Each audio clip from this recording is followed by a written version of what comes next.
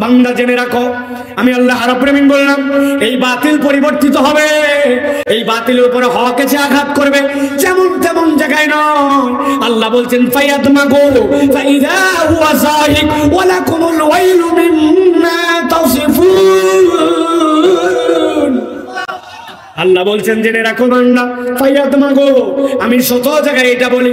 আরবিতে দামগুন শব্দের অর্থ ব্রেন, আরবিতে দামগুন শব্দের অর্থ আপনার মাথার ভিতরে যে আকল, দামগুন শব্দের অর্থ চেতনা, দামগুন শব্দের অর্থ আপনার যে আকল, আপনার যে ব্রেনের মাধ্যমে আপনি পরিচালিত হন। আল্লাহ বলছেন এই হক আঘাত করবে, ফায়াদমাগু, তোমার ব্রেনের মধ্যে কেমন করে আঘাত করবে, আরে কি ফলাফল হবে জানো? আল্লাহ বলছেন ফাইদা হুয়া যাহিক, এমন ভাবে আঘাত করবে, আল্লাহ গ্যারান্টার হচ্ছেন, আল্লাহ বাতিলকে নিশ্চিহ্ন করে দিবে।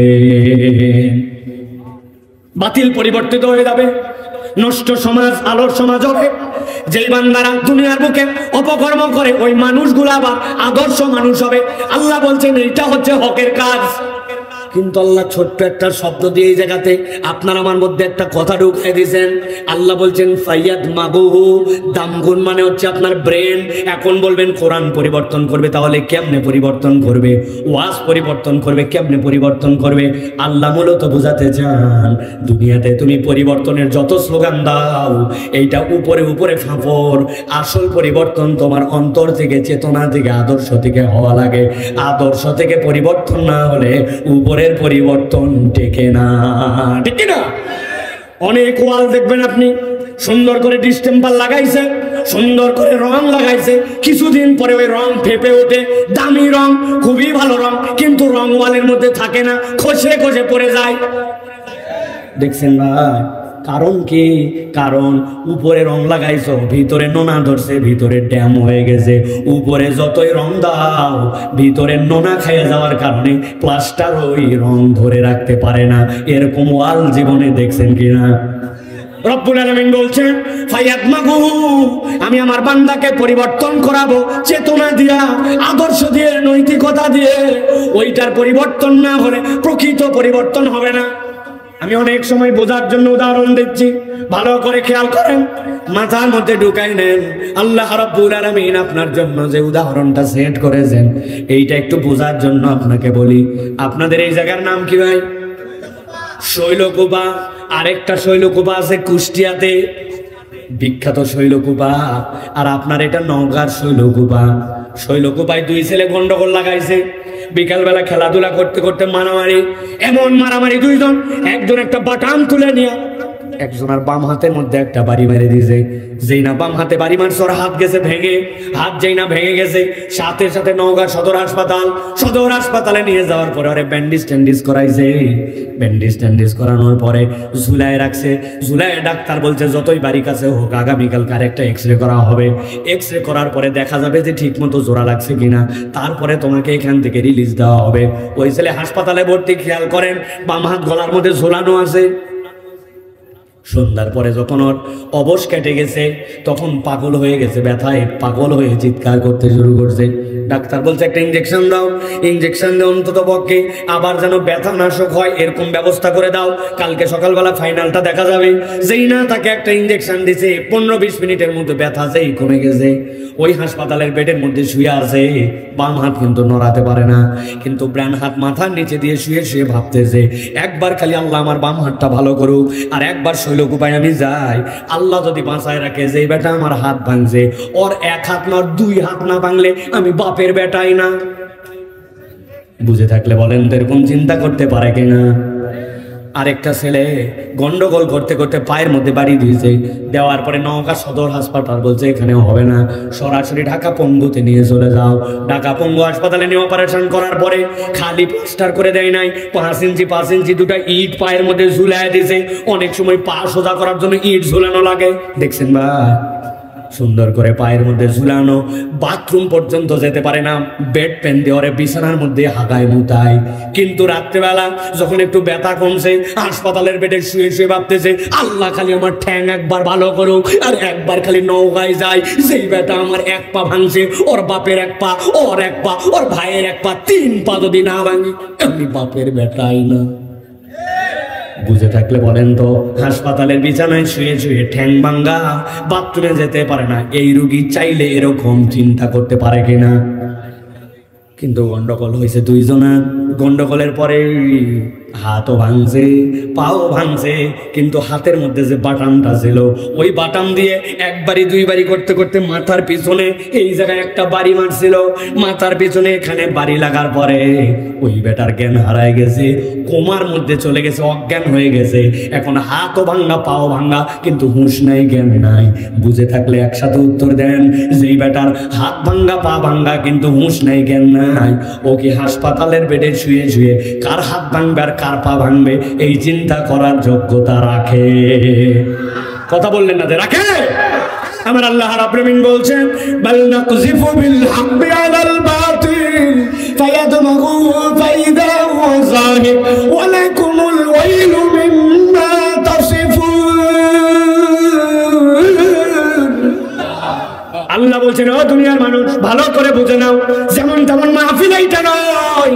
শৈলকুপার ময়দানে হতে পারে, গ্রামের নিভৃত জায়গায় হতে পারে, কিন্তু যদি কোরআনের আয়োজন হয়, কোরআনের আলোচনা হয়, এইটা ছোটখাটো বিষয় মনে করো না। এই কোরআন পরিবর্তন করার জন্য আসছে, তবে সব জায়গায় পরিবর্তন করবে না। কোরআন পরিবর্তন করবে আদর্শে, কোরআন পরিবর্তন করবে চেতনায়, কোরআন পরিবর্তন করবে নৈতিকতায়। একবার যদি মানুষ নৈতিক মানুষ হয়, ওইটাই হবে আসল পরিবর্তন, নচেত সবগুলা হচ্ছে ফাঁকা ডায়লগ, ঠিক না? দেশ পরিবর্তন হয়ে ফাটায় ফেললো। তবে হ্যাঁ, পরিবর্তন হয়েছে, আপনারা জানেন, বিগত 15 থেকে 17-18 বছর ধরে দেশ ডিজিটাল হয়েছে, সব জায়গায় সিসি ক্যামেরা লাগছে। সিসি ক্যামেরা লাগার দ্বারা বাংলাদেশে একটা উপকার হয়েছে, বাংলাদেশে আল্লাহর রহমতে কোনো চোর নাই, ঠিক কিনা? কথা বলেন ঠিক কিনা? আন্দাজে উল্টাপাল্টা কথা বলবেন না, বুঝে সুঝে কথা বলবেন। সিসি ক্যামেরা লাগার দ্বারা বাংলাদেশে কোনো চোর নাই, সবগুলো এখন ডাকাত হয়েছে। আন্দাজি না বুঝে কথা বলেন না, বুঝে সুঝে কথা বলেন। বলে হুজুর প্রমাণ দেন। আমার কাছে প্রমাণ আছে। পাসপোর্ট অফিসে একজন গেছে, ওনার পাসপোর্টের মেয়াদ শেষ। এখন নতুন দেশে যেতে হলে, পাসপোর্টে আপনার ভিসা লাগাতে হলে 6 মাস আপনার মিনিমাম পাসপোর্টে মেয়াদ থাকা লাগবে। যাওয়ার সময় একজন বলছে, শোন, পাসপোর্ট অফিসে কিন্তু ঝামেলা আছে, প্রস্তুতি নিয়ে যাস। কি মনে করছেন প্রস্তুতি মানে কি কলম কাগজ? প্রস্তুতি উনি বুদ্ধি করে নিছে। খুচরা ডান পকেটে 1000, আবার পাশে একটা নোট আলাদা করে রাখছে 500, আবার বাম পকেটে 200, 100 আলাদা আলাদা, যাতে একসাথে বাইর করে বেশি দেওয়া না লাগে। প্রস্তুতি নিয়ে গেছে পাসপোর্টে কাজ করার জন্য। দোতলায় অফিস, খালি ঘুরায়, এই দেশ ওই দেশ, এখানে সেখানে, কাজও করে না, প্রস্তুতিও খায় না।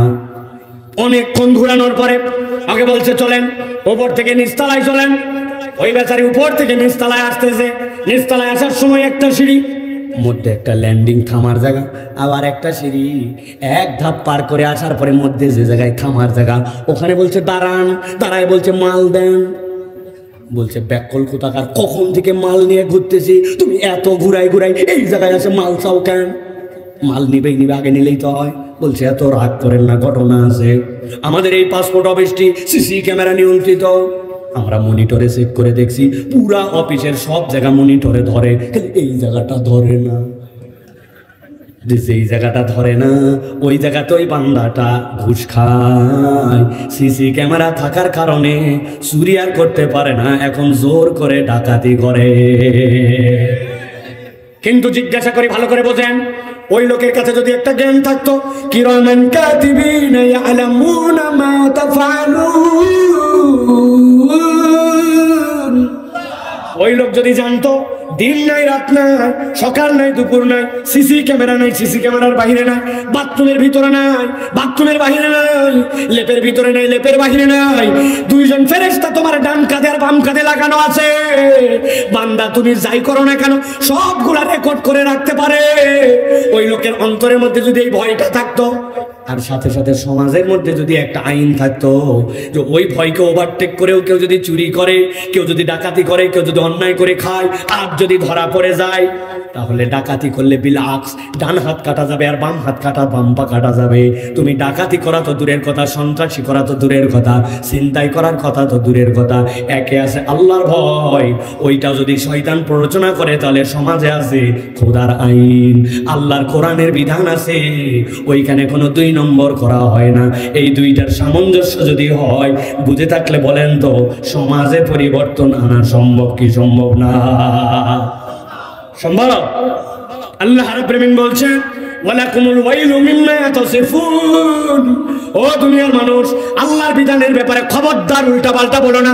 দুনিয়া আপনি এরকম অনেক লোক খুঁজে পাবেন, নামাজের ব্যাপারে তার কোনো আপত্তি নাই, রোজার ব্যাপারেও কোনো বক্তব্য নাই, ওই লোক হজ করার ব্যাপারেও কোনো রকম কথা বলে না। কিন্তু ওই লোকের কাছে যদি বলেন আল্লাহর দুনিয়ায় আল্লাহর আইন অনুযায়ী চলুক, তখনই ওরা দল আর পার্টি খুঁজতে যায়। ঠিক কিনা? আছে কিনা এরকম লোক? মুসলমানদের মধ্যে আছে, আমার কথা নয়, আপনি বাড়িতে যাই মিলাই দেখে নেবেন। 21 নম্বর সূরা আম্বিয়া 18 নম্বর আয়াত আল্লাহ বলছেন ওয়ালাকুমুল ওয়াইলু মিম্মা তাসিফুন। আল্লাহর ব্যাপারে কোনো কথা বলার আগে সাবধানে বলো ওয়ালাকুমুল ওয়াইল। আল্লাহ যা বলেন না তুমি তাই বলো, আল্লাহ যা বলেছেন তার উপরে তুমি আবার পণ্ডিতি করো, তাও আবার মুসলমান পরিচয় নিয়ে করো, জুব্বা টুপি নিয়ে করো, দাড়ি নিয়ে করো, রাত্রেবেলা 70 রাকাত তাহাজ্জুদের নামাজ পড়ো, ফজরের নামাজের পরে যাই নামাজ খোঁজো। মনে আছে তো ভাই? আল্লাহ বলছেন সাবধানে কথা বলো, হিসাব ছাড়া কথা বললে আল্লাহর কাছে কিন্তু কঠিন পরিণতি আছে। ঠিক না? তাহলে এখন বলেন যে আমাদের এই যে কোরআনুল কারীম যে শুনতে আসলাম, আমরা যে আয়োজনটা হলো, আমার যুবক ভাইরা যে উদ্যোগটা নিল, এই উদ্যোগটা আমাদের জন্য কল্যাণকর, দরকার আছে না না? আছে না নয়?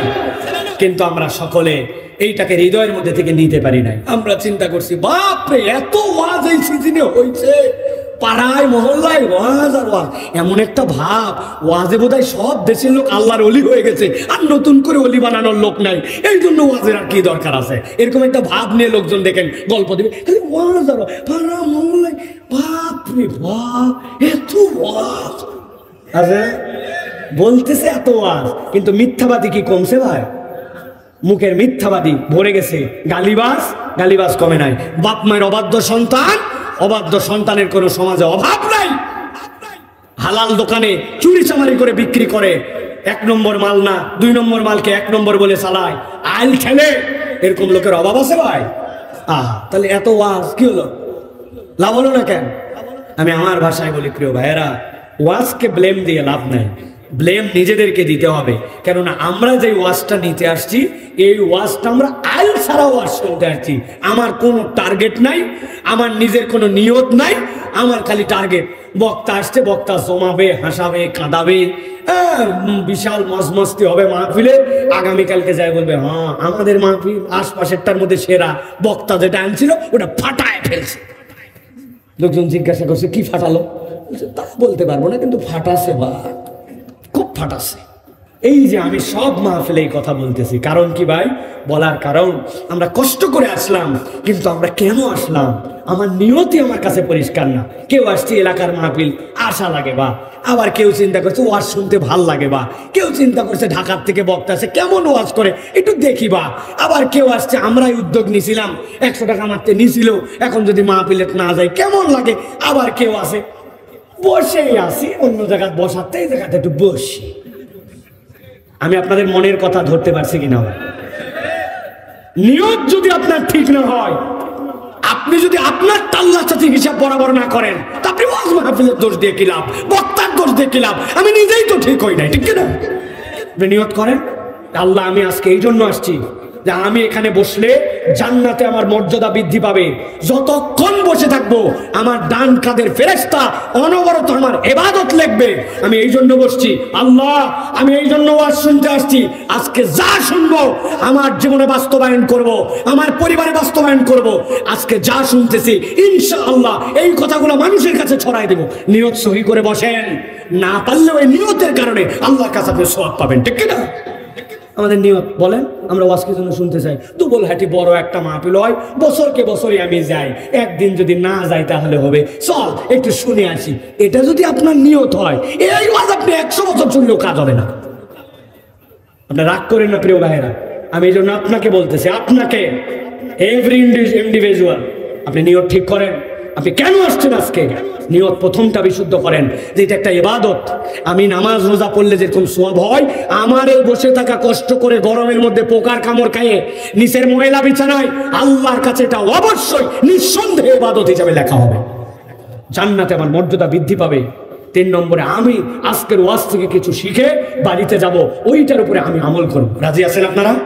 কারা কারা রাজি আছেন? দেখে 2 হাত উঁচু করেন, শক্ত করে তোলেন, 2 হাত তোলেন, 2 হাত তোলেন। সবাই উঠাইছে? আরেকবার হাত নামান, হাত নামায় সবাই একসাথে উঠাবেন, একসাথে সবাই উঠাবেন, কোনো আলসামি করবেন না। কারণ এই গিরিজ মোবাইল আমাদের নিজেদের দেওয়া না, এটা আল্লাহর দেওয়া।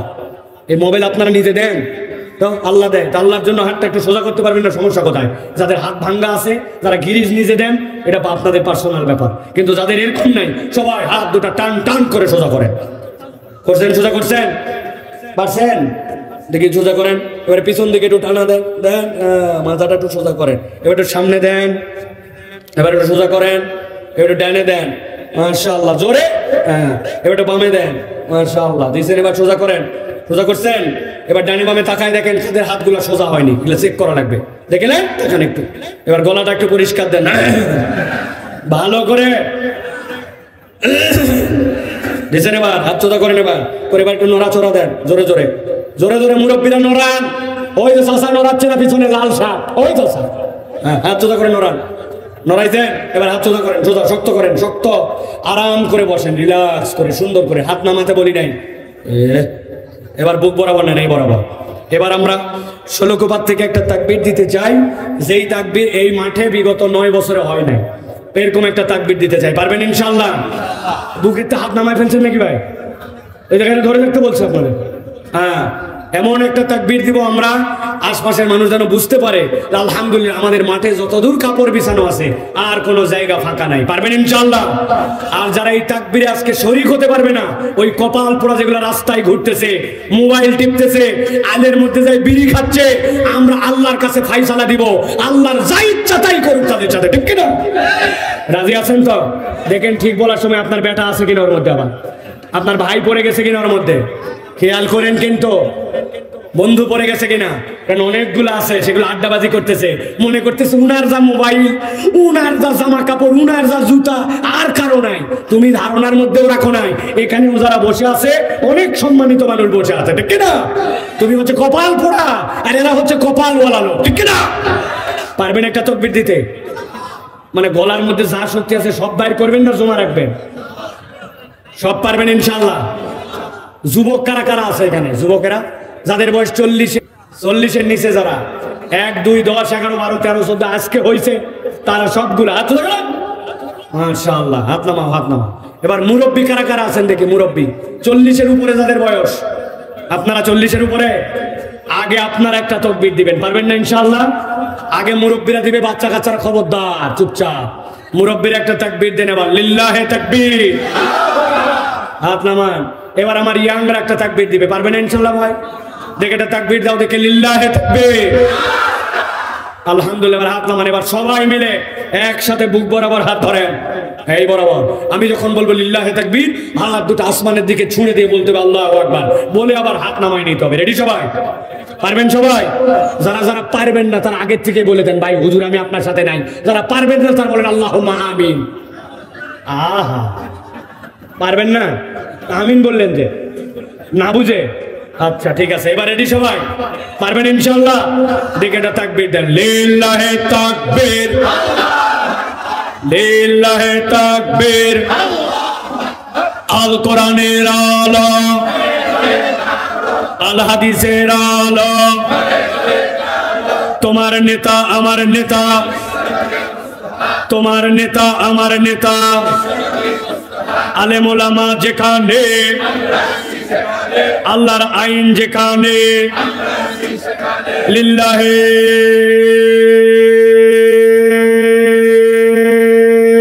তাকবীর।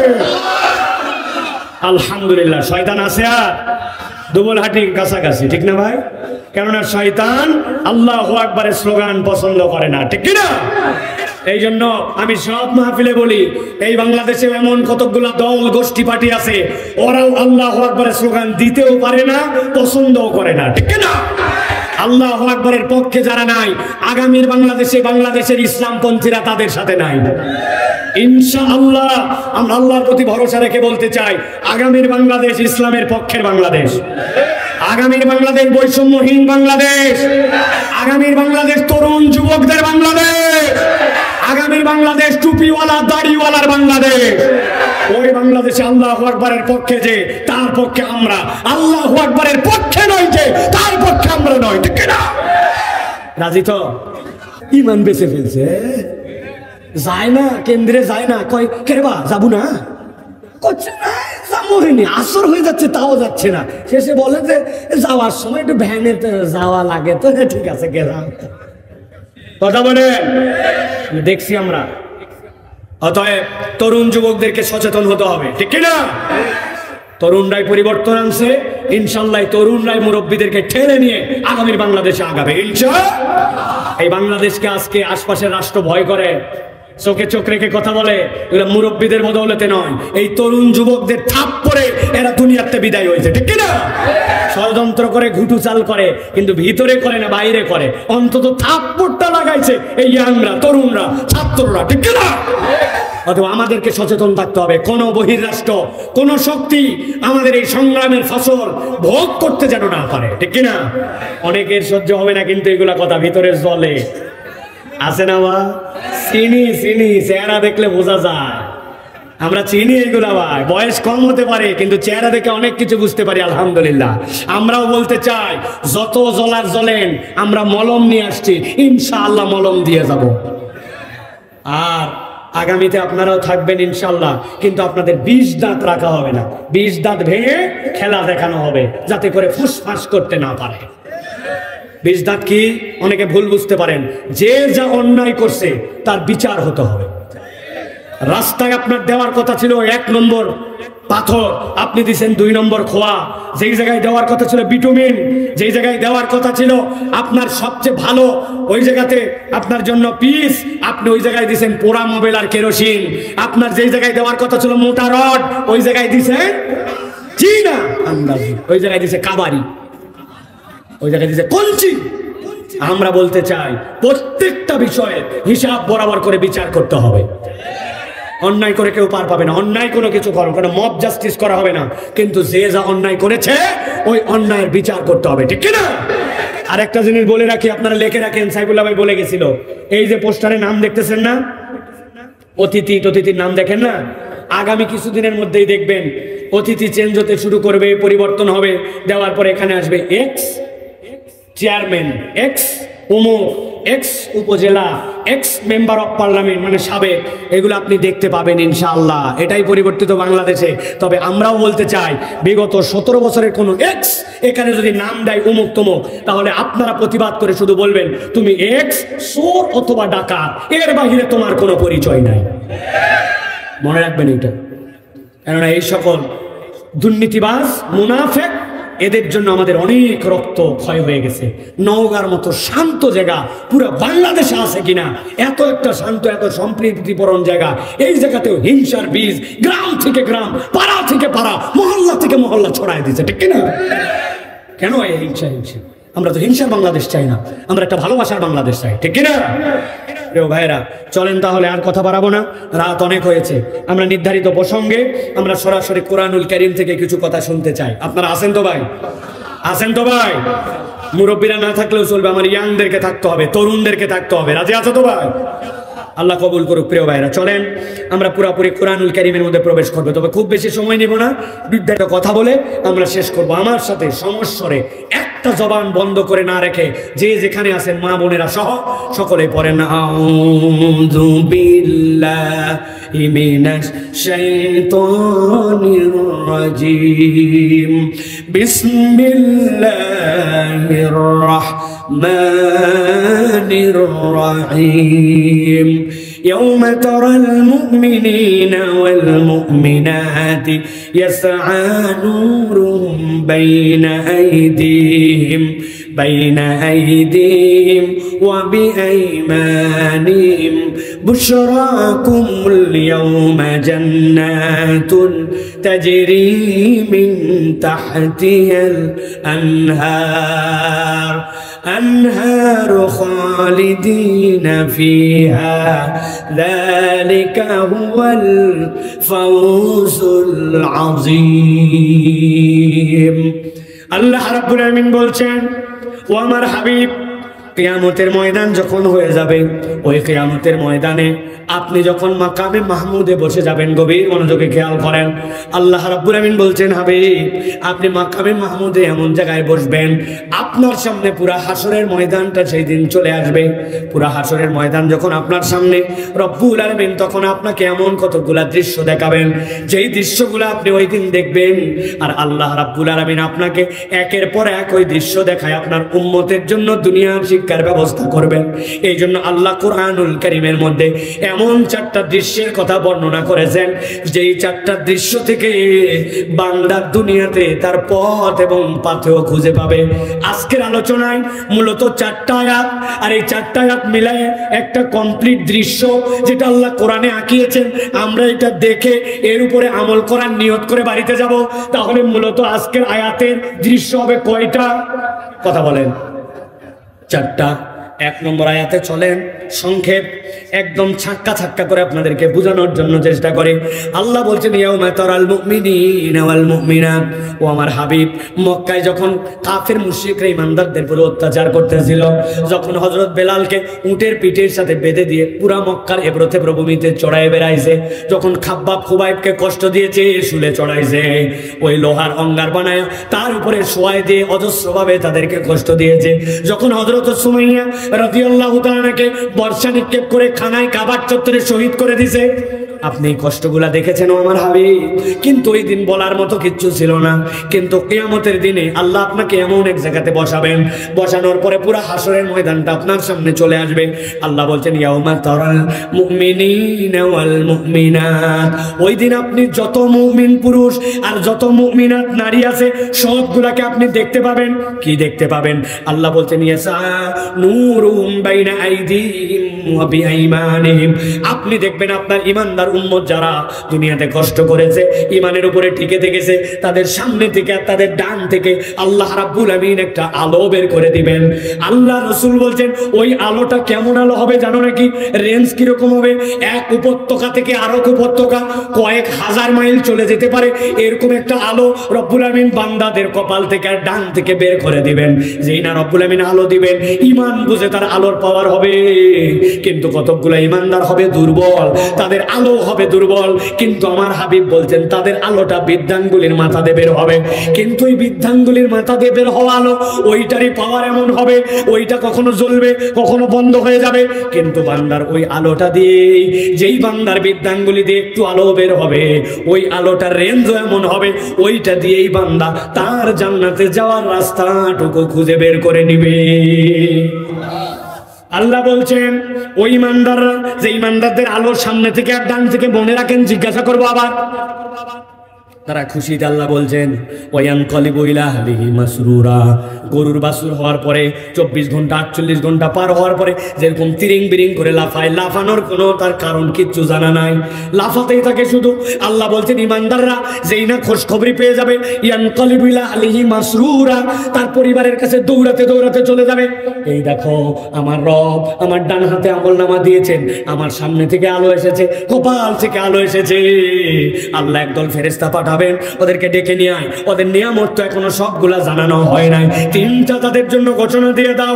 আল্লাহর পক্ষ থেকে ঘোষণা চলে আসবে, বুশরাকুম লিয়াউম, আজকের দিনে তোমাদের জন্য আনন্দের সংবাদ, জান্নাত।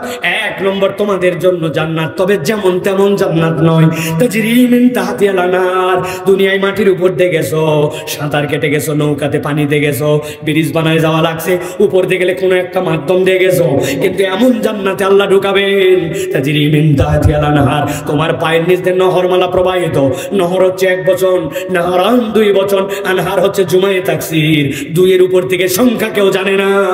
নবী বলছেন এই বৃদ্ধাঙ্গুলি, এই শাহাদাত আঙ্গুলের পাওয়ার এমন হবে, সেইটা দিয়ে নড়াচড়া করবে বান্দা, আর তার আঙ্গুলের ইশারায় শত শত ঝর্ণা দ্বারা জান্নাতের মধ্যে তার পিছে পিছে ঘুরে বেড়াবে। আর আল্লাহর দেওয়া পাওয়ারে ওই জান্নাতের ঝর্ণার উপর দিয়ে আল্লাহর মেহমানরা ঘোরাফেরা করতে থাকবে। আল্লাহ বলছেন এটা 2 নম্বর। 3 নম্বরে খালিদিনা ফিহা, একবার যদি ঢুকানো হয় আর কখনো তোমাকে সেখান থেকে বের করা হবে না।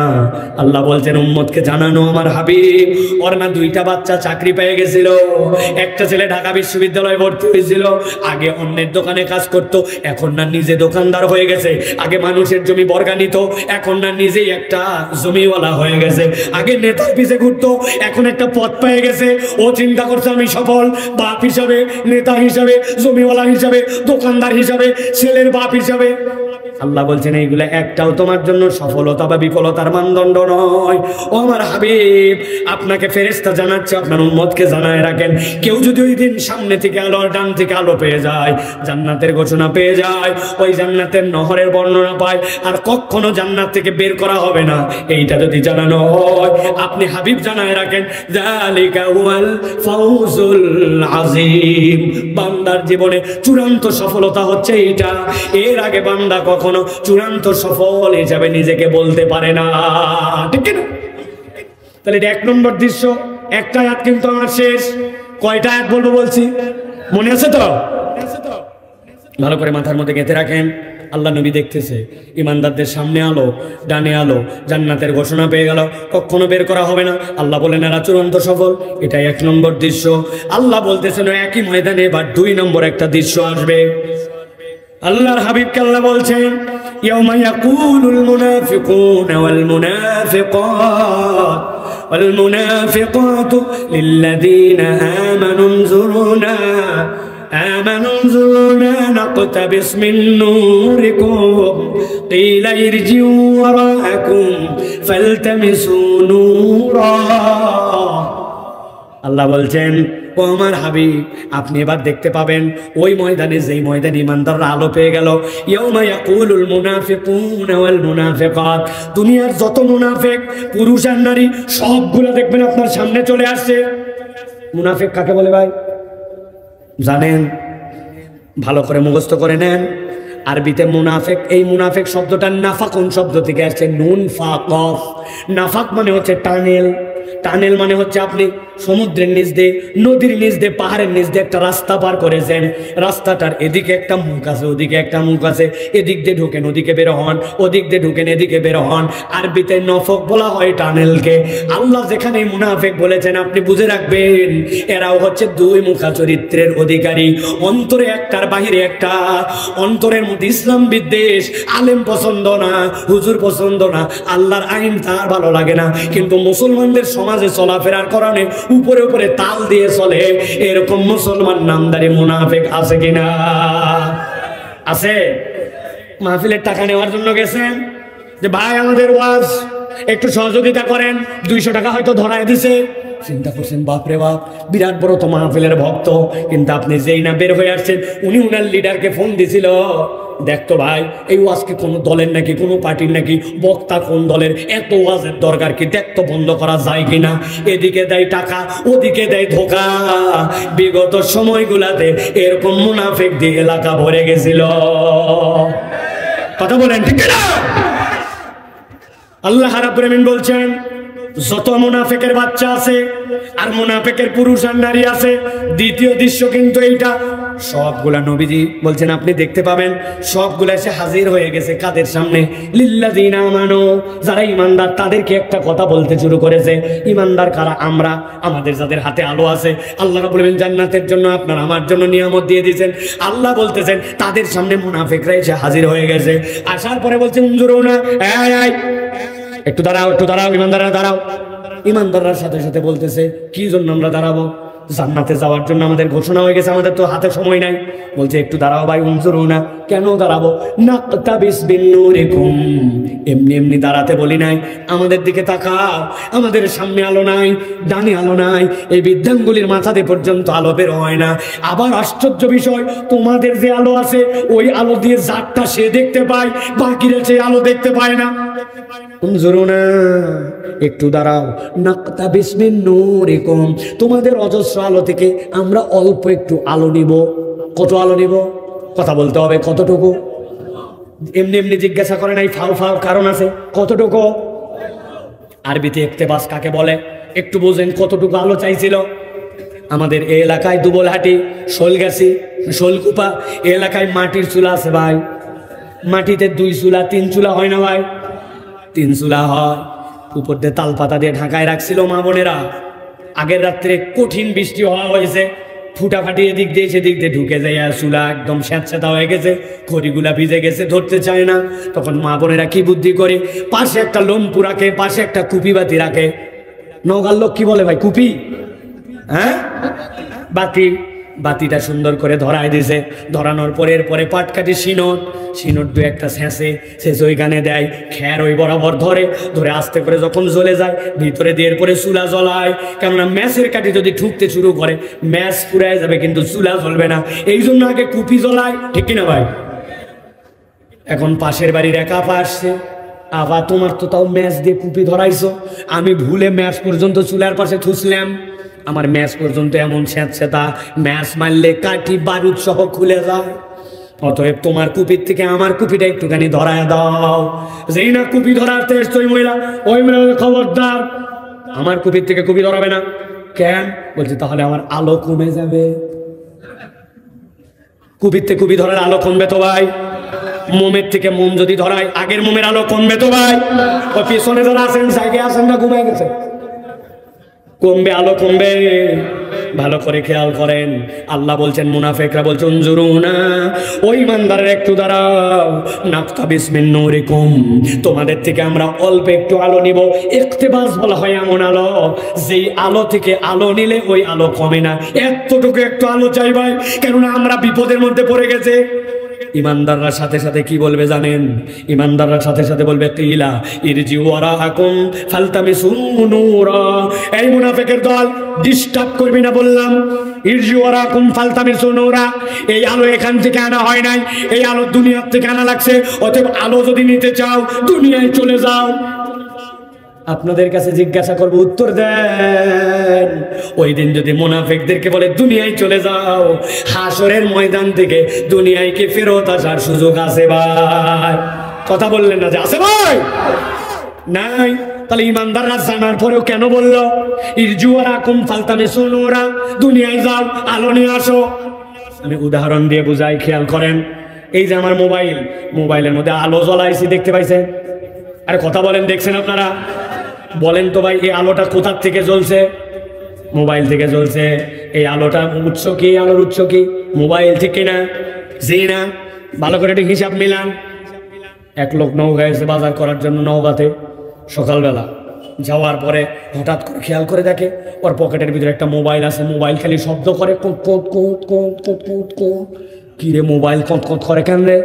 বাইর করছে, হাতের মধ্যে বাইর করে দেখে, হ্যাঁ যা ভাবছিলাম তাই, 10%-এর নিচে মোবাইলের চার্জ কমে গেলে মোবাইল কোট কোট করে সিগন্যাল দেয়, ঠিক কিনা? ওই চিন্তা করছে, কি রে, এরকম তো হওয়ার কথা না, কারণ গতকালকে রাত্রেই তো আমি চার্জ দিয়া লাগাইছিলাম। খানিকক্ষণ পরে মনে হয়েছে চার্জও দিয়েছিলাম, সকেটের সাথে লাগাইও ছিলাম, কিন্তু সকেটের পাশে একটা সুইচ ছিল, সুইচটা অন করতে মনে নাই। বুঝে থাকলে বলেন তো, সকেটের পাশে সুইচ যদি অন করতে মনে না থাকে মোবাইলে চার্জ উঠবে তো? তাহলে কি সিদ্ধান্তে আসলেন? সিদ্ধান্তটা হচ্ছে মোবাইলের ভিতরে 5000 মিলিঅ্যাম্পিয়ারের ব্যাটারি আছে, মোবাইলটা আলো জ্বলায়, কিন্তু এই আলো মোবাইলের নয়, এই আলোটা পিডিবি, এই আলোটা ডেস্কো, এই আলোটা সৌরবিদ্যুৎ, এই আলোটা জেনারেটর, কোন একটা মাধ্যম দিয়ে আপনাকে ওখান থেকে রিচার্জ করে নেওয়া লাগে, ঠিক না? যদিও জ্বলে মোবাইলে, কিন্তু আলোর উৎস ভিন্ন।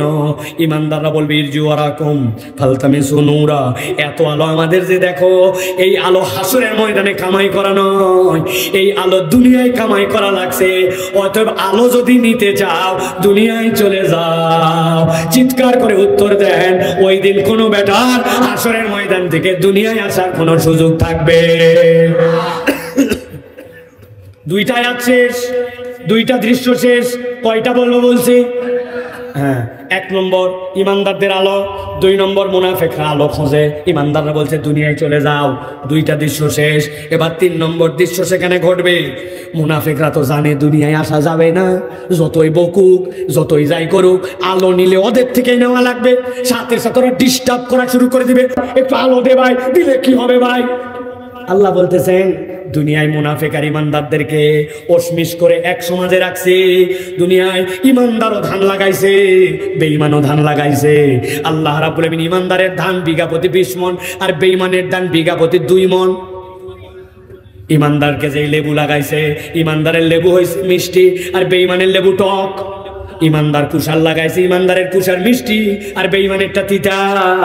না, আল্লাহ বেসিক নিয়ামত সকলকে এক দিয়ে রেখেছিলেন, কিন্তু হাসরের দিনে যেই না তারা ইমানদারদেরকে ডিস্টার্ব করতে শুরু করবে, আল্লাহ বলছেন 3 নম্বর একটা দৃশ্যের অবতারণা হবে।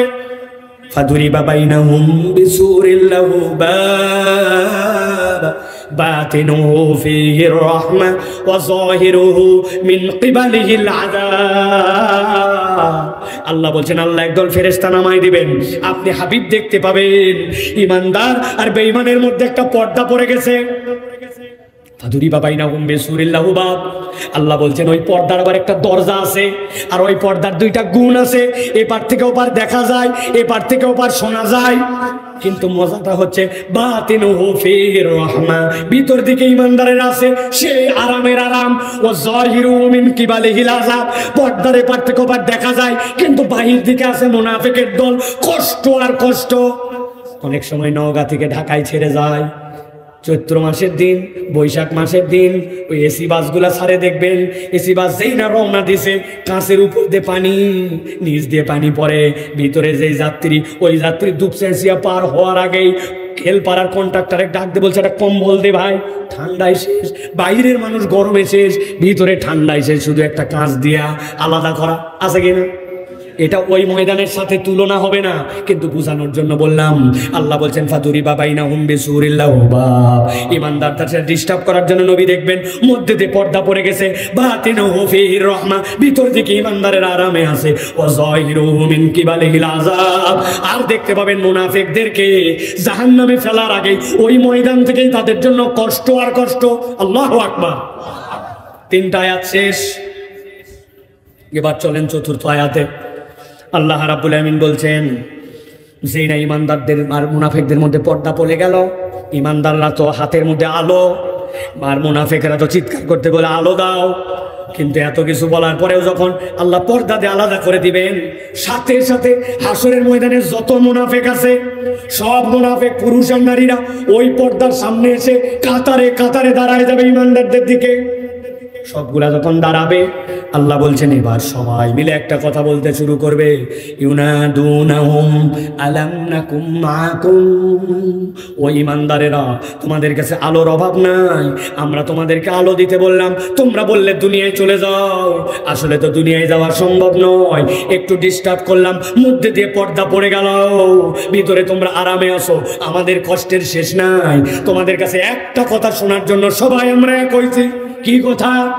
ইউনাদুনাহুম আলাম নাকুম মাকুম, চিৎকার করে বলবে বলো তো আজকে আমাদের সাথে যে খারাপ ব্যবহার করতেছো, এত আলো থাকার পরেও আলো দিচ্ছ না, একটু বেশি ডিস্টার্ব করার জন্য পর্দাতে আলাদা হয়ে গেলে, বলো তো আলাম নাকুম মাকুম, দুনিয়াতে তোমরা আর আমরা একসাথেই ছিলাম না?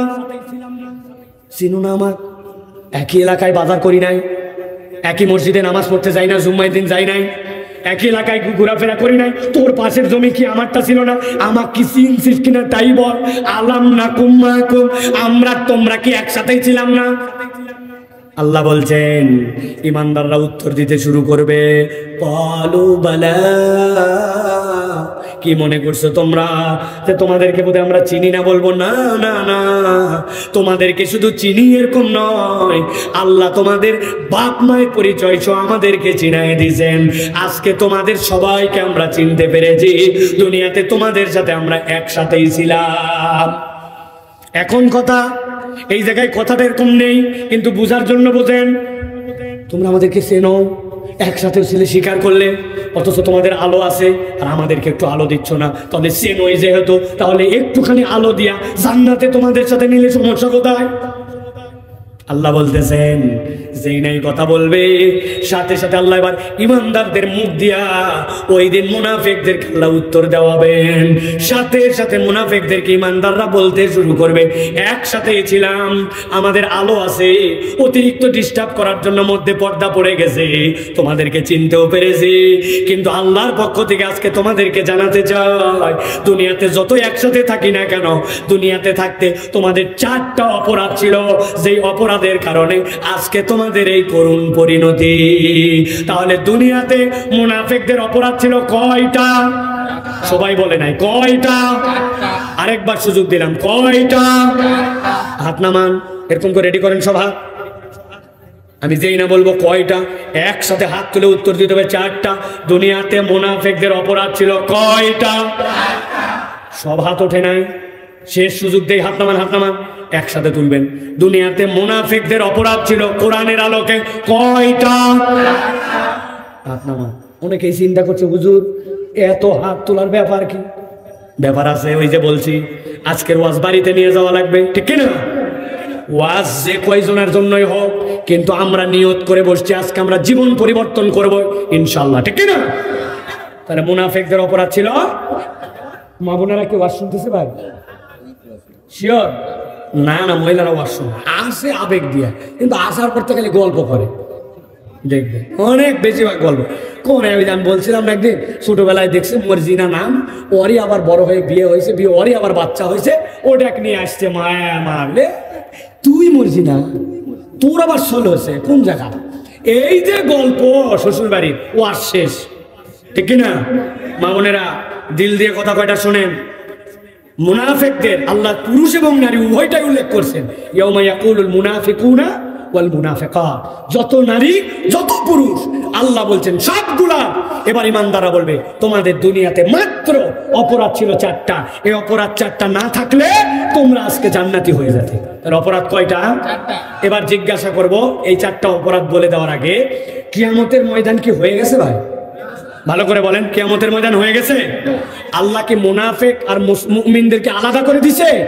তাহলে কল্পনা করে দেখেন, আল্লাহ প্রশ্ন ফাঁস করে দিছে কবে হাসরের ময়দানে হবে, যাতে আমার একটা বান্দাও ধরা না খায়। আল্লাহ বান্দাকে জাহান্নামে নেওয়ার জন্য বানান নাই, আল্লাহ বান্দাকে জান্নাতে নিতে চান, ঠিক না? প্রিয় ভাইয়েরা চলেন তাহলে এবার 4টা অপরাধ জেনে, এইটা আমাদের যদি অপরাধ আমাদের মধ্যে থাকে এইটা ত্যাগ করে আমরা বাড়ি চলে যাবো ইনশাআল্লাহ। আল্লাহ রাব্বুল আলামিন বলছেন, বালা ওয়ালাকিন্নাকুম ফাতানতুম আনফুসাকুম ওয়া তারাব্বাসতুম ওয়ারতাবতুম ওয়া গাররাতকুমুল আমানি হাত্তা জাআ আমরুল্লাহ ওয়া গাররাকুম বিল্লাহিল গরুর। আল্লাহ বলছেন এবার ইমানদাররা বলতে শুরু করবে, ও মুনাফিকের দল, আজকে তোমরা বলেছো চিনো কিনা? চিনি। আজকে তোমাদের পরিচয় জানা আছে, আমাদের কাছে আলো আছে, তারপরে আজকে তোমাদেরকে আলো দিতে পারছে না। দুনিয়ায় 4টা অপরাধ ছিল, এর 1 নম্বর অপরাধ ওয়ালাকিন্নাকুম ফাতানতুম আনফুসাকুম, দুনিয়াতে তোমরা নিজেদেরকে এমন কতগুলা পরীক্ষার মধ্যে ফেলেছিলে, যেই পরীক্ষা আল্লাহ দেয় নাই, ওই পরীক্ষা তোমরাই তোমাদেরকে ফেলেছিলে। ঠিক যে বললেন, বুঝে না বুঝে? হ্যাঁ, কি পরীক্ষায় আপনি ফেলছেন যেই পরীক্ষা আল্লাহ আপনাকে দেয় নাই? বলেন। আমি দেখেন তো 2-1টা বলি আপনাদের সাথে মেলে কিনা। এক ছেলে বন্ধু বানাইছে একজনকে, ওই ছেলে সিগারেট যেই ধরাইছে বলছে এই ফাঁকে বিড়ি ধরাবে, সিগারেটের গন্ধ আমার সহ্য হয় না, কাশি ওঠে আমার। ওই ছেলে ওকে বলছে সিগারেটের গন্ধ সহ্য হয় না, কাশি ওঠে, দূরে তুই বিড়ি ধরা, কিন্তু বন্ধুত্ব বাদ দেয় নাই। 1 দিন 2 দিন করে সাথে থাকতে থাকতে 10 দিন পার হতে না হতে যেইটার কাশি হতো ওইটার কাশি তো গেছেই গেছে, উল্টা ও এখন ওর সাথে বিড়িখোর হয়েছে। কথা বলেন ঠিক না? ওই বিড়িখোরের সাথে ঘুরতে ঘুরতে আর ডান পিটামি করতে করতে ওই দোস্ত ওই ঈদের সময় বলছে, দোস্ত আর কত বিড়ি খাবো, বিড়ি খাওয়া বাদ দে। বলছে তার মানে? বলছে বিড়ি খায় ফিলিংস হয় না, কি করা লাগবে? ওই তুই একটা বিড়ি কিনে ভিতরে মাল ফেলা, আর আমি নওগাঁ থেকে জিনিস নিয়ে আসছি, পকেটে করে পুরিয়া নিয়ে এসে কুসকুস করে কাটে ওর মধ্যে ভরাইছে, ভরাইয়া বলছে টাইনে দেখ, এক টানেতে যেমন তেমন, দুই টানেতে রাজা, নওগাঁ অঞ্চলে উহার নাম গাঁজা। আছে কিনা ভাই? আল্লাহ আপনাকে পরীক্ষা দিছিল এই বাজে বন্ধুর সাথে ঘোরার জন্য। আল্লাহ আপনাকে বিড়িখোরের সাথে ঘোরার জন্য পরীক্ষা দেয় নাই। আপনি নিজেই বিড়িখোর বন্ধু বানাইছেন, গাঁজাখোর বন্ধু বানাইছেন, বানায় আপনি ট্র্যাক থেকে চলে গেছেন, আপনি রাস্তা হারায় ফেলছেন। এটা আল্লাহর পরীক্ষা নয়, আপনি নিজেই নিজেকে ধ্বংস করেছেন। এরকম লোক আছে কিনা? আছে কিনা? বলছে দোস্ত একটা বাইক পাইছি। বলছে দোস্ত এখন তো 3:58 বাজে, 4টার সময় ছোট দিনের বেলা আসরের নামাজ, আমি আসরের জামাতটা পরে। বলছে তুই জামাত পড়লে পর সমস্যা নাই, সব দিন বাইক পাওয়া যায় না, আজকে দুবাইলহাটি রোডে টান হবে, তুই উঠলে উঠ, না উঠলে অন্য বন্ধু নিয়ে যাবো। ওই ছেলেও চিন্তা করছে আসরের নামাজ তো প্রতিদিনই থাকবে, কিন্তু বাইক তো প্রতিদিন থাকবে না, কথাই একবারে ভুল বলেনি, পরে পরে নিবনি। এই কথা বলে আস্তে করে আসরের নামাজটার থেকে গাফেল হওয়া শুরু করছে।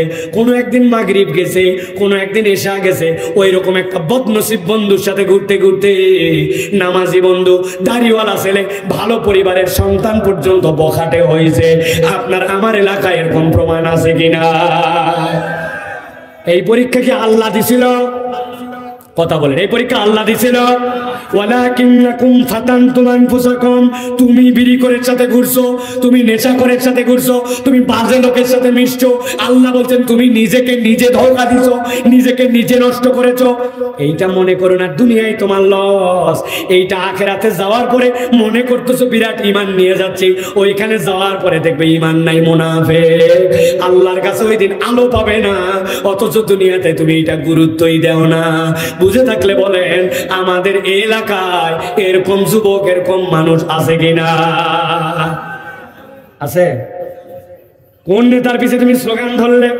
তুমি জানো এটা কত বড় বদমাইশ, তুমি জানো এটা বেনামাজি, তুমি জানো এটার চরিত্র ভালো না, তুমি জানো এটার যোগ্যতা নাই, তাও তুমি স্লোগান দিছো অমুক ভাইয়ের চরিত্র ফুলের মতো পবিত্র, বিগত 40 দিন ফজরের নামাজ জামাতে পড়েনি এক ওয়াক্ত। আছে কিনা?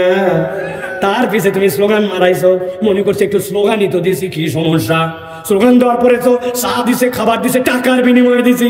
জি না, আল্লাহ বলছেন ওয়ালাকিন্নাকুম ফাতানতুম আনফুসাকুম, তুমি ঈমানকে এত হালকা মনে করো না, তুমি তোমার নিজেকে এমন পরীক্ষায় ফেলেছো যে এটা আল্লাহ তোমাকে দায়িত্ব দেয় নাই, পরীক্ষা নেয় না। এইটাই 1 নম্বর অপরাধ, যে অপরাধের কারণে কিয়ামতের দিনে মুনাফিকের দপ্তরে উঠতে হতে পারে, আর ওই দিন কিন্তু মুনাফিকদের আলো থাকবে না। কার সাথে মিশতেছেন হিসাব করে মিশেন, কার সাথে ঘুরতেছেন বুঝে হিসাব করেন। অনেক মুরব্বী চিন্তা করতেছে সবগুলা খালি যুবকদের উপর দিয়ে মায়ের যাচ্ছে, অনেক মুরব্বী এই তালিকায় আছেন। হ্যাঁ, আসরের নামাজের পরে আপনি চায়ের দোকানে কি ডায়লগ মারেন আমাদের জানা আছে। ডান পাশে বসছে গীবত কমিটির সভাপতি, বামে সেক্রেটারি, উনি ক্যাশিয়ার। বলতেছে আর বলিস না, হুজুরের এই জিনিসটা খুব খারাপ, উমুকের খারাপ, প্রবাসীর খারাপ, উমুকের তুমুকের খারাপ খারাপ, খালি আলোচনা হচ্ছে দোষ ত্রুটি। বামের জন বলতেছে তুই তো কিছুই জানিস না, ওগুলো সব পুরাতন, নতুন আরো 2টা জিনিস পাওয়া গেছে। সুন্দর করে গীবত চলতেছে, মধ্যের জন কিছুই বলে না। অনেকক্ষণ পরে খিলাল করতে করতে বলতেছে আসলে এগুলা কথা বলা উচিত না, আল্লাহ মাফ করুক, না বলেও পারি না, কথা ঠিক আছে না ভাই? কি পরিমাণ সহি তরিকায় উনি শরীক হয়েছে বুঝেন। এগুলা কথা বলা ঠিক না, আল্লাহ মাফ করুক, তবে না বলেও পারি না, কথা ঠিক। উনি মনে করলো সুফি সদরুদ্দি সারা দিনের আমল সব বরবাদ করে দিছে। গীবত কোনো মিথ্যা কথা নয়, সত্য দোষ ওই ব্যক্তির অনুপস্থিতি বলার নাম গীবত, আর মিথ্যা কথা বললে তো হবে তহমত। বুড়া থেকে থুরা, দাড়িওয়ালা, নামাজি সবগুলো গীবত করে, ঠিক কিনা? তারপরে বোঝেন আল্লাহ আপনাকে এই পরীক্ষা দেয় নাই, আপনি নিজে নিজে পরীক্ষার মধ্যে ফেলে ওরকম খাটাস বুড়াগুলার সাথে আপনি ঘোরেন। আল্লাহ রাব্বুল আমিন এই পরীক্ষা আপনাকে দেয় না, আপনাকে আল্লাহ রাব্বুল আমিন বলে নাই এই পরীক্ষার কথা। কে আপনাকে এই পরীক্ষার মধ্যে ফেলতে বলছে? সকালবেলা আপনি কাঁধে করে কোদাল নিয়ে মাঠের দিকে রওনা হন, যাই এত সকালবেলা কই যান চাচা আন্দাজি? বলছে বাপ রোদ উঠলে আমি কাজ করতে পারি না। তো বলতেছে একটু আল কাটা লাগবে, তো ওই জন্য আল কাটতে যাচ্ছি, কালকের থেকে হাল দিবে জমি। আসলে ধান্দাবাজ, আল কাটার নাম করে উনার সাথে যার জমি লাগানো, উনি উনার জমির আগে নিজের জমির আল কাটার নামে 4 আঙ্গুল একটু ঠেলতে চায়। জমি ঠিক মতো মাপলে দেখা যাবে ঠেলতে ঠেলতে বুড়া 50 বছরে প্রায় 1 শতক বাড়ায় ফেলছে। এরকম মুরব্বী এলাকায় নাই না? আল্লাহর ওলি, ইনার আল্লাহর ওলি। হ্যাঁ, ভালো করে বোঝেন। ওয়ালাকিন্নাকুম ফাতানতুম আনফুসাকুম, আল্লাহ বলছেন তুমি নিজেই নিজেকে পরীক্ষায় ফেলছো।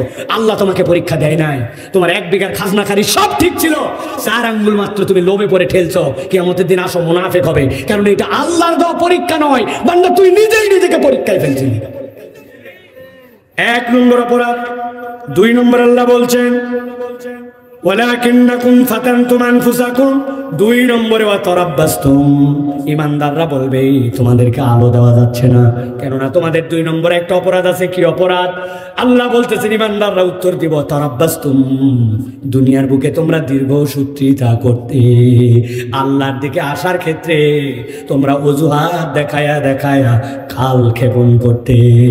আল্লাহর দিকে আসার ক্ষেত্রে অজুহাত দেখায়, এর বুড়া থুরা যুবক নারী আমাদের এলাকায় আসে না? না, হুজুর ধরছে বাবা চলো মসজিদে নামাজে যাওয়া লাগবে, চিন্তা করছে আজকে আর কোনো বলা বলি না, জোর করে মসজিদে নিয়ে যাব। খানিক দূর যাওয়ার পরে বলতেছে ছেলে, হুজুর আজকে কি বার?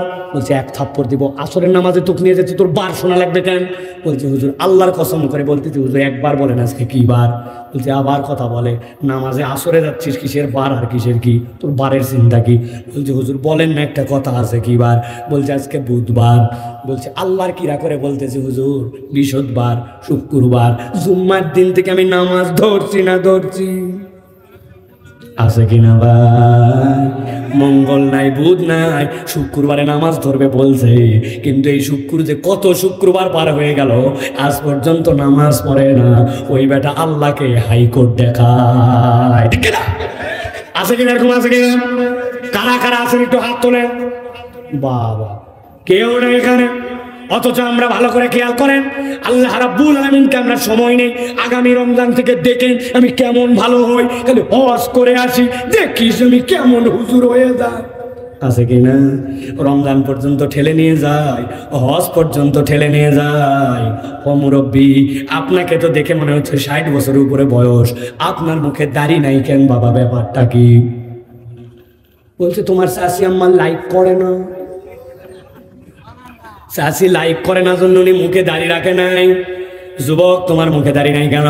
বলতেছে সামনে বিয়ে শাদীর কথাবার্তা চলতেছে, চাকরি বাকরি আছে, যেই মেয়ের সাথে কথা ঠিক হয়েছে ওই মেয়ে আবার দাড়ি পছন্দ করে না, বিয়ের পরে বুঝায় সুজায় তারপরে রাখবো নি। আমি আপনাকে ফতুয়া দিয়ে গেলাম, কোনো মেয়ে যদি বিয়ের আগে আপনাকে বলে দাড়ি ছেলে বিয়ে করবো না, দাড়িওয়ালা ছেলে বিয়ে করবো না, ইসলামী শরীয়ত বলতেছে ওই ছেলেকে ওই মেয়েকে বিয়ে করা জায়েজ না। দাড়ি নাই কেন ভাই তোমার? সমস্যাটা কোথায় তোমার? কিচ্ছু সমস্যা নাই, আল্লাহকে হাইকোর্ট দেখায় রাখছে 30 বছর হলে রাখবো নি, চাকরি পাই তারপরে রাখবো নি। আমি তো আপনার ব্যাপারে খুব আপসেট প্রিয় ভাইয়েরা। আল্লাহ দুনিয়াতে একটা ছেলে আর একটা মেয়ের মধ্যে মৌলিকভাবে তেমন কোনো পার্থক্য রাখেন নাই। একটা ছেলের মাথাতেও চুল ওঠে, মেয়েরও ওঠে, একটা ছেলেরও 2 হাত, মেয়েরও 2 হাত, একটা ছেলের যা যা অঙ্গ আছে মেয়েরও তাই আছে। হয়তো প্রকৃতিবাদে একটুখানি পার্থক্য আছে, কিন্তু অঙ্গ আছে, উনারও প্রস্রাব করার অঙ্গ আছে, আমারও আছে, ঠিক কিনা? কিন্তু একটা মাত্র পার্থক্য আল্লাহ দিয়েছেন, মেয়েদের মুখে দাঁড়িয়ে ওঠে না আর ছেলেদের মুখে দাঁড়িয়ে ওঠে। আর আপনি সেই আবুলের আবুল, আপনি আপনার ছেলের তোকে বিসর্জন দিয়া আপনি দাড়ি কাটে আপনি মহিলা হতে চান। কথাটা আস্তে বলেন, একটু আস্তে আস্তে। ঢাকাতে এক স্যার নাকি এক ছেলের মুখের মধ্যে এরকম একটা ফুকু দাড়ি, ওইটা দেখে বলছে এই তোর তো দেখলে ছাগল ছাগল লাগে। ওই ছেলে বলছে you are absolutely right sir. আরে তোকে আমি চেতানোর জন্য বললাম ছাগল ছাগল লাগে, আর তুই বলতেছিস কথা ঠিক, এটা আবার কেমন কথা? বলছে স্যার কথা আবার ভুল কি, আমার যা আছে তাই তো আপনি বলছেন। কিন্তু স্যার আপনি যদি সাহস দেন তাহলে আপনার সাথে আমার একটা কথা আছে। বলছে বল। বলছে স্যার আমার তো ফুকুদারি ছাগলের মতো, এই জন্য আমার চেহারার দিকে তাকালে ছাগল ছাগল লাগে, কিন্তু আপনার চেহারার দিকে আমি যতবার তাকাই ততবার আমার খালি কুত্তা কুত্তা লাগে। কুত্তার মুখে দাঁড়িয়ে আছে তো? আরো নিচে নামবো আমি? না, তারাব্বাস্তুম কেন রাখেন নাই? কোনো কারণ নাই, শুধু অজুহাত দেখাইছি, ভালো লাগে না, রাখবনি। আর একটু বয়স হোক, ও তরুণ ও যুবক, জেনে রাখো আসার সিরিয়াল আছে, যাওয়ার সিরিয়াল নাই। এই হুজুর মাথার মধ্যে রুমাল দিয়ে আছে, আমার খুব মহব্বতের হুজুর, এইগুলা সব দুবলাটি মাদ্রাসার। উনি যাওয়ার সময় ওসিয়ত করে লিখে গেছে, আমি যদি মরে যাই, আল্লাহ হায়াত তারাজ করুক, মরে যদি যাই তাহলে আমি যেহেতু নামাজ পড়াতাম, চলে আসি বলে কি বলে দুবলাটি বড় মসজিদের ইমাম ছিলাম, পাগড়ি দিতাম, অতএব মরার পর আমার মাথার পাগড়ি দিবে, আর রুমাল ছাড়া তো চলতামই না, রুমাল দিয়ে কব্বর দিবে। আপনারা দিবেন? কেন দিবেন না? কি সমস্যা? একটা লোক বলছে পাগড়ি দিতে চাইছে, আপনাদের কি যেটা তো রাগ? হুজুর এসব আলাপ বাদ দেন, কবরে যাওয়া লাগবে কোন ড্রেস পরে, ওটা আল্লাহ আল্লাহ নবী বলে দিছে, ঠিক কিনা? ওখানে পাগড়ি নাই, ওখানে রুমাল নাই, ওখানে জুব্বা নাই, ওখানে তসবি নাই, কিন্তু কবরে যাওয়ার পরে জিজ্ঞাসা করা হবে মান রব্বুকা, 2 নম্বর জিজ্ঞাসা হবে মান নাবিয়ুকা। আরেকটা রিওয়ায়াতে আছে মা হাযার রাজুলুল্লাযী বুইসা ফি কবরি। এই তো দেখো দেখো, যাকে দেখানো হচ্ছে এই লোকটাকে তুমি চিনো কিনা? আল্লাহ নবীকে দেখানো হবে। আপনি বুকে হাত দিয়ে বলেন তো, নবীর শুভ্র দাড়ি, পৃথিবীর সকল পয়গম্বরের দাড়ি, সকল সাহাবীদের দাড়ি, সকল বুজুর্গানে দিনের দাড়ি, আমার নবীর শুভ্র দাড়ি, আর তার উম্মত আসছে দাড়ি ছাড়া। নবীকে কি মনে হয়েছে না তো সহজ হবে? তারাব্বাস্তুম, আপনি শপথ নেন কোন কোন বিষয় আপনি পিছায় আছেন। মা বোনেরা আওয়াজ শুনতেছে, মহিলা একটা আসছে, 60 বছর বয়স, হাত মোজা, পা মোজা, উপরে রুমাল, তার উপর দিয়ে চাদর দিয়া, কিন্তু 19 বছরের একটা মহিলার সাথে হাত ধরে আসছে। উনার কোনো পর্দাও নাই, বোরখাও নাই, 3 পিস পরে ঢং ঢং করতে করতে চলে আসছে। কিরে, আপনার বেটির তো পর্দা বেশি দরকার, আর আপনার বয়স হয়েছে, পর্দা হাত মোজা বাদ দিলেও গুনাহ হবে না। বলতেছে আমিও বিয়ার পরে পর্দা ধরছি, বেটিরও বিয়ার কথা হচ্ছে, পরে ধরবেনি। আছে না? ছেলেরা তাকালেই বলে দোষ হয়, কিন্তু মেয়েরা উলঙ্গ হয়ে ঘুরলেও বাপ মায়ের হুঁশ নাই। কথা বলে আল্লাহ বলছেন তারাব্বাস্তুম, কিয়ামতের দিকে যাই ওই মহিলা মুনাফিক হয়ে যাবে, আল্লাহ মুনাফিকের দপ্তরে উঠাবেন। তোমার বালে ঘর পরে ফরজ ছিল, এটা তুমি ফরজ পালন করো নাই কেন? আল্লাহ রাব্বুল আমিন বলছেন এটা 2 নম্বর দোষ। ডিটেলস আর বলবো না, দেরি হয়ে যাচ্ছে। 3 নম্বরে খেয়াল করেন, আল্লাহ বলছেন 3 নম্বরে, এবার ইমানদাররা বলবে তোমাদের 3 নম্বর দোষ হচ্ছে ওয়ারতাবতুম। ইমানদাররা বলবো মুনাফিকের দল, আজকে যে তোমাদের আলো নাই, তোমাদের 3 নম্বর অপরাধ হচ্ছে তোমরা আল্লাহর বিধানে সন্দেহ করতে। ইমানের প্রসঙ্গ একটা মুখ বন্ধ থাকবে না, বুঝে সুঝে উত্তর দেন। এখানে যারা আমরা আছি, দাঁড়ায় বসে, দূরে কাছে মাইকের শব্দ যত দূর যায়, আমরা কি কেউ আল্লাহর বিধানে সন্দেহ করি? একসাথে উত্তর দিতে হবে, আল্লাহর বিধানে সন্দেহ করি। সর্বশেষ সুযোগ দিলাম আপনাদেরকে, আল্লাহর বিধানে আমরা কি সন্দেহ করি? বলছি তো জোরে না, বলাইছি ইচ্ছা করে জোরে না, সন্দেহ তো করি না বলছি। চলেন এবার একটু হিসাব মিলাই দেখি, আল্লাহর বিধানে আমরা সন্দেহ করি কিনা। বলবো, রাগ হবেন না তো? 2টা মাত্র উদাহরণ দিব, দিয়ে আলোচনা শেষের দিকে যাব। খেয়াল করেন, আমাদের নওগাঁর এই অঞ্চলে বিয়ে শাদী হয়তো ভাই, তা বলেন হয়তো, খালাতো বোনের বিয়ে, মামাতো বোনের বিয়ে, নিজের বোনের বিয়ে, নিজের ছেলের বিয়ে, মেয়ের বিয়ে হয় কিনা? বলেন তো ইসলামের বিয়ের যে বিধান জানেন কিনা? ইসলামের বিয়ের বিধান 1 নম্বর ইজাব আর কবুল, এটা ফরজ। 2 নম্বর আউলিম ওয়ালাউ বিশাতিন, ছেলের বাড়িতে আনার পর একটা অলিমার অনুষ্ঠান করতে হবে, একটা ছাগল দিয়ে হলেও। 3 নম্বরে ওয়াতুন নিসা সাদুকাতিনা নিহালা, সাধ্যের মধ্যে থাকলে আপনার সামর্থ্য অনুযায়ী নারীকে আপনার দেনমোহর দিতে হবে। দেনমোহর দেওয়া, অলিমার অনুষ্ঠান, ইজাব আর কবুল, ইসলামের বিয়ের যত আনন্দ ফুর্তি মজা সবের মধ্যেই আছে, সবের মধ্যেই শেষ। কিন্তু আপনার আমার নওগাঁ অঞ্চলে, দুবলহাটি অঞ্চলে, শোলকুপা অঞ্চলে বিয়ে শাদী কি এইটুকুতেই শেষ না, আরো আছে? কথা বুঝে বলেন, আছে কি আছে? মেহেদি সন্ধ্যা, হলুদ সন্ধ্যা, ডিস্কো সন্ধ্যা, এরপরে 7 দিন আগের থেকে বড় বড় ডেক ভাড়া করে নিয়ে যায় বিয়ে বাড়ির ছাদের উপরে তুলে, গেটের মধ্যে তুলে কথা বলে, আছে কিনা? এখন যেই বাড়িতে ঢিষ্টি ঢিষ্টি হচ্ছে, আসরের নামাজের সময় ওই বাড়ির থেকে এক হাজি চাচা বার হয়েছে, লোকজন ধরছে, চাচা আপনি কি শুরু করছেন? আপনার তো এই মিউজিকের ঠেলা এলাকায় অস্থির, বাচ্চা কাচ্চার ঘুম নাই, এত মিউজিক বাজাতে পারে নাকি? রাত নাই বিরাট নাই, শুরু করছেনটাকে? বলছে থাম থাম, তোরও বেটি আছে।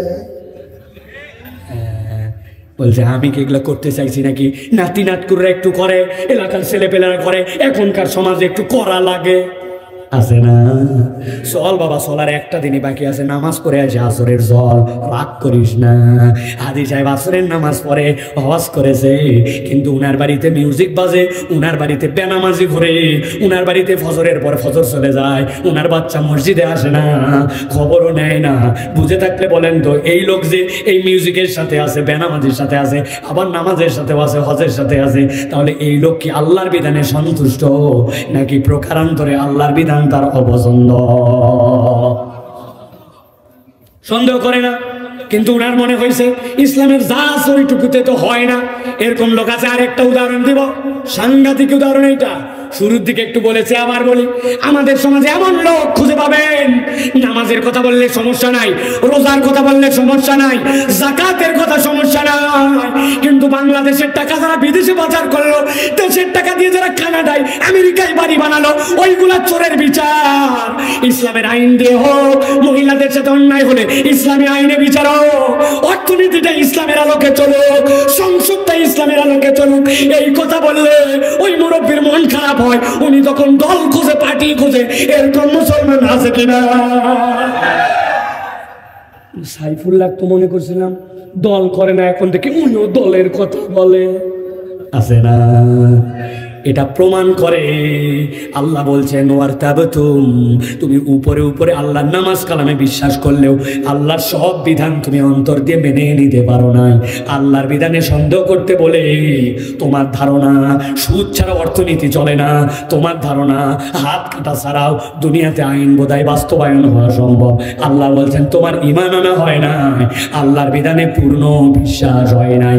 এইরকম মুসলমান বুকে হাত দিয়ে বলেন আমাদের সমাজে আছে না? না আছে। ওই দিন যাওয়ার পরে তারা কোন দিলে থাকবে? ইমানদার না মুনাফিক? জোরে বলেন, ইমানদার না মুনাফিক? মুনাফিকদের আলো থাকবে না থাকবে না? এটা 3 নম্বর সর্বশেষ পয়েন্ট। বলছেন ইমানদাররা বলে দিবে তাদেরকে অগররাতকুমুল আমানিয়্যু হাত্তা জা আমরুল্লাহ ওয়াগররাকুম বিল্লাহিল গরুর। আল্লাহ বলছেন তাদের 4 নম্বর অপরাধ হচ্ছে ওই মানুষগুলা দুনিয়ায় থাকতে শয়তানের প্ররোচনায় এমন একটা তাদের অন্তরের উপর মরিচিকা পড়ে গিয়েছিল, তারা আল্লাহর বিধানের মধ্যে সমস্যাগ্রস্ত। পালন করতে বললে তারা নানান ধরনের অজুহাত দিত, পারা যায় না, গরম লাগে, এখন কি সম্ভব নাকি, নানান ধরনের কথাবার্তা বলতো। কিন্তু সেই মানুষগুলো, যেই মানুষগুলো ওই দিন যাওয়ার পরে অজুহাত দিবে, আল্লাহ বলছেন এটা যৌক্তিক ছিল না, বরং শয়তান তাদের অন্তরের মধ্যে মরিচিকা ঢুকাই দিয়েছিল। লম্বা রাস্তা যদি দেখে থাকেন তারা বলবেন, ইজি বাইকে যাচ্ছিলেন, বাসে যাচ্ছিলেন, বাইক চালাচ্ছিলেন, রোদের মধ্যে অনেক দূরে তাকাইছেন, রাস্তার মধ্যে চক চক চক চক চক চক করে মনে হয় পানি বোধহয় বল খাচ্ছে, যত আগায় যায় পানি তত সামনে যায়। জীবনে একবার দেখলে বলেন দেখছেন এরকম? আল্লাহ বলছেন অগররাতকুমুল আমানি, শয়তান তাদেরকে ধোঁকার মধ্যে ফেলছিল। আসলে সমস্যা আল্লাহর বিধানে ছিল না, সমস্যা ছিল তাদের চোখ আর অন্তরে। ঠিক কিনা? একটা উদাহরণ দিয়ে শেষ আমার কথা, সারা জীবন মাথার মধ্যে এটা ঢুকায় রাখবেন। এটা নওগাঁর উদাহরণ। ঈদের দিন আব্বার সাথে ঈদের নামাজ পড়ার জন্য গেছি, শোলগাছি ঈদগাহ ময়দান। আমার আব্বা শোলগাছিতে ঈদের নামাজ পড়ায়। ছোটবেলায় তখন আমি নামাজ শেষ দেখি অনেকগুলা বেলুনওয়ালা, বাঁশিওয়ালা ওই ঈদগাহের সামনে বেলুন বিক্রি করতো, বাঁশি বিক্রি করতো, ঘুরনি বিক্রি করতো। মনে আছে ভাই আপনাদের? কথা বলেন, আছে? ওই বেলুনওয়ালা বুদ্ধি করে এক বেলুন উল্টায়া ঢুকায় দিছে, ঢুকায় মাথার মধ্যে বেলুন লাগায় জোরে করে ফু দিয়ে দিয়ে এত বড় করে ফুলাইছে, ফুলাই নখের সামনে ধরে রেখে যেই না ছাড়ে দিত ও, এই শব্দ হতো। আর ছেলেপেলেরা বেলুন কেনার জন্য পিছনে দৌড়াতো, ঠিক কিনা? ওই বেলুনওয়ালার কাছে 2 টাকা দামের একটা চশমা আগে পাওয়া যেত। কাগজের ফ্রেম, পিছনে একটা গার্ডার লাগানো রবার, আর সামনে দিকে লাল হলুদ নীল কালারের কাগজ লাগানো। কথা বলেন, দেখছেন আপনার? আব্বাকে বলছে, আব্বা আমাকে একটা চশমা কিনে দেওয়া লাগবে। আব্বা চিন্তা করছে ঈদের দিন দে একটা চশমা, 2 টাকাতে একটা চশমা কিনে দিয়েছে, লাল রঙের একটা চশমা। যেই না আমি চোখের মধ্যে সামনে দিয়ে পিছন দিয়ে গার্ডার টেনে লাগাইছি, উপর দিকে তাকায় দেখি আসমান লাল, নিচে তাকায় দেখি আব্বা লাল, বাড়ি দেশে দেখি আম্মা লাল, খাবার ভাত দিছে দেখি ভাত লাল, পোলাও লাল, সব লাল। আম্মা কাছে বলছে, মা 2 টাকা দেওয়া লাগবে। কেন? একটা চশমা কিনবা। একটু আগে একটা চশমা পরে আসো, আবার কিসের সব দেওয়াই লাগবে। অনেক রাগঝাক করে 2 টাকা নিয়েছি আম্মার কাছ থেকে, নিয়ে আমি আর লালে নাই, এবার হলুদ কালারের একটা চশমা কিনছি। হলুদ কালারের কিনে চোখের মধ্যে যেই না দিছি, দিয়ে উপর দিকে তাকায় দেখি আসমান হলুদ, নিচে তাকায় দেখি আম্মা হলুদ, আব্বা হলুদ, ভাত হলুদ, পোলাও হলুদ। ছোটোর থেকে আমি একটুখানি চঞ্চল প্রকৃতির মানুষ, চিন্তা করলাম একসাথে 2টা মজা কেমনে নেওয়া যায়। অনেক বুদ্ধি করে লালের যে চোখের ওটা অপারেশন করে বাদ দিয়া হলুদটা খুলে লাগাই দিছি, দিয়ে এবার এক চশমা পরে পরে ডানে তাকালে দেখি আব্বা লাল, বামে আব্বা হলুদ। বুঝে থাকলে বলেন, উত্তর দেন, আসলে কি আমার আব্বা লাল? কথা বুঝে থাকলে উত্তর দেন, আব্বা লাল। আসমান কি হলুদ? আম্মা কি লাল? ভাত কি হলুদ? না না না, যেইটা যে তার কালারে আছে, আসলে পরিবর্তন হয়েছে আমার চোখে। আল্লাহ বলছেন, অগররাতকুমুল আমানি হাত্তা জামরুল্লাহ অগররাকুম বিল্লাহিল গরুর। আল্লাহর বিধানে অজুহাত খোঁজো না, অজুহাত খোঁজো না। আল্লাহর বিধান তার জায়গায় ঠিকই আছে। শয়তান তোমার অন্তরে আর চোখের মধ্যে এমন আলো জ্বালায় দিয়েছে, তুমি শয়তানের চোখ দিয়া লাল আর হলুদ হয়ে গেছে। আল্লাহর বিধানে সমস্যা খোঁজো, আল্লাহর বিধানে সমস্যা না, সমস্যা তোমার চোখ আর অন্তরে। অতএব নিজেকে পরিবর্তন করতে হবে। আল্লাহ বলছেন অগররাতকুম, আল্লাহ বলছেন তোমাদেরকে এই পরিবর্তন হতে হাত্তা যা আমরুল্লাহ, মৃত্যু চলে আসছে আর বুঝতে পারো নাই, টপ করে চলে গেছো। এই ফিরবনি, এই রাখবনি, এই ধরবনি, এই শুধরাই যাবনি, এই কথা বলতে বলতে আর সময় পাও নাই। একবার ওই অবস্থায় আসলে মুনাফিকের দপ্তরে চলে যেতে হবে। অতএব প্রিয় ভাইয়েরা, আজকের থেকে শপথ নেই যে আমরা আল্লাহ রাব্বুল আলামিনের দেওয়া পরীক্ষার বাইরে নিজেরা কোনো খারাপ সংস্পর্শে, খারাপ মানুষের সাথে, খারাপ পরিবেশে এমন কোনো পরীক্ষায় ফেলবো না নিজেকে যেখানে আল্লাহ পরীক্ষায় ফেলতে বলেন নাই। শপথ করেন যে আপনি আমি কখনো আল্লাহর বিধানে কোনো বক্তব্য দিব না, মন্তব্য করব না। আল্লাহর বিধানই আমার শেষ কথা, আমার কোনো মন্তব্য নাই। জীবনে আল্লাহর বিধানের দিকে আসতে অপেক্ষা করাবো না। ধরবনি নামাজ, ইনশাল্লাহ সামনে, যাকাত পরে দিবনি, হিসাব করবনি পরে, হজ করার পর ভালো হবনি, এইগুলো নাই। মিথ্যাবাদ দিবনি, গালি ছাড়বনি না।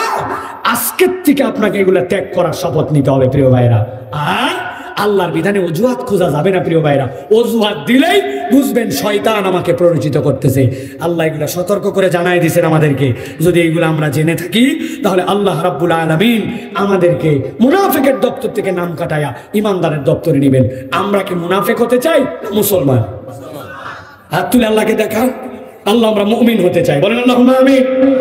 লিল্লাহি তাকবীর, লিল্লাহি তাকবীর। আল্লাহ কবুল করুন। তাহলে ইমানদাররা কি নামাজ ধরবে না বাদ দিবে? মিথ্যা কথা বলবে না ছাড়বে? গালিগালাজ করবে না ত্যাগ করবে? ভালো কাজে আসবে না বাদ দিবে? গান বাজনা ডেক বজায়া ওয়াজও হবে, আবার ডেক বাজা এলাকা মাথায় ফেলবেন, মানুষকে ডিস্টার্ব করবেন, মানুষ বলতে পারবে না আপনার ভয়ে, আপনার দাপটে, আমার জায়গাতে আমার টাকা দিয়ে বাজাচ্ছি, তুই কে? আছে না এরকম কিছু খাটাস? আল্লাহ বলছেন খাটাসগিরি করো না। ওই দিন যাওয়ার পরে গরম থাকবে না, দুনিয়ায় ফিরতে বলবে, দুনিয়ায় ফিরতে পারবে না, আলো থাকবে না, সবকালে রক্তের গরম থাকে না। বহু গরমওয়ালাকে শুয়ে যেতে দেখছি আমরা, দাবরানি দিয়ে বেড়াতো, এখন পিছন দিকে হাত বান্ধায় ঘুরায়, আবার স্যাংদোলা করে লাপায় লাপায় মারছে, ওই লোককে আর খুঁজে পাওয়া যায় না। ভাই, এই ক্ষমতা, এই পাওয়ার, এই বাহাদুরি, এই রক্ত চিরস্থায়ী নয়, কবরে যাওয়াই লাগবে, ঠিক না? আমি সাইফুল্লাহ যত জোরে যত দাপট দিয়ে কথা বলতেছি, হয়তো 10 বছর পরে আর এই দাপট আমারও থাকবে না। কত বক্তা আসছিল, কত বক্তা হারায় গেল, কত পাওয়ারফুল লিডার আসছিল, চলে গেল, ঠিক না ভাই? তাহলে আমাদেরকেও যেতে হবে। যাওয়ার সময় একটু ভালো মানুষ হিসেবে যাই, যাতে মরার পরে কেউ বলতে না পারে এই লোকের চরিত্র এরকম ছিল, যুবককালে এরকম বান্দর ছিল, অমুককে জ্বালাইছিল, ছেলেটা বেয়াদব, এইগুলো যেন বলা না লাগে প্রিয় ভাইরা। নিজেদেরকে একটু শুধরানোর শপথ নিয়ে যাই। আল্লাহ আমাদেরকে কবুল করুন, আল্লাহুম্মা আমিন। আল্লাহ আমাদের আশা আশাকে কবুল করুন, আল্লাহুম্মা আমিন।